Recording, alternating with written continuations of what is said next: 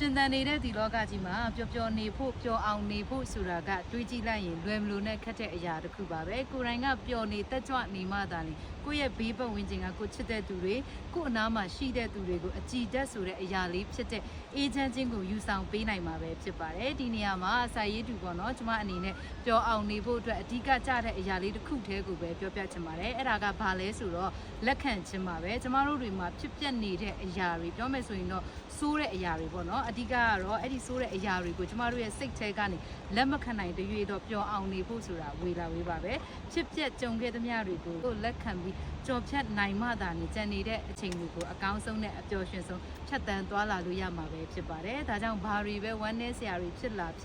လက်ခံနိုင်ခြင်းဆိုတဲ့စိတ်လေးမွေးနိုင်အောင်မွေးကြည့်ပါဒါဆိုရင်သင်ပျော်ရွှင်ခြင်းဆိုတဲ့အရာကိုရှောက်ဖွေသိရှိရပါလိမ့်မယ်တဲ့ဒါကတော့ပေါ့နော်အေးအနေနဲ့ဒီခုဖြစ်ပျက်နေတဲ့ဝမ်းနည်းစရာတွေကြားထဲမှာကိုယ့်ကိုယ်လက်ခံလိုက်ဖို့ဖြစ်ပျက်သွားတဲ့အရာတွေကိုလက်ခံနိုင်အောင်အရင်ဆုံးတွေးနိုင်ဖို့အတွက်ဒီရဲ့စာစုလေးကိုအေးကိုယ်တိုင်ရေးသားထားတဲ့စာစုလေးကိုဖတ်ပြလိုက်တာပဲဖြစ်ပါတယ်ဒါကြောင့်ပျော်အောင်နေခြင်းနဲ့ဆိုရင်အရင်ဆုံးဖြစ်ခဲ့သမျှဝမ်းနည်းစရာတွေအကုန်လုံးလက်ခံနိုင်အောင်ကြိုးစားပါဒါဆိုရင်တော့သင်အနေနဲ့နေရထိုင်ရတာပို့ပြီးတော့အဆင်ပြေလာပါလိမ့်မယ်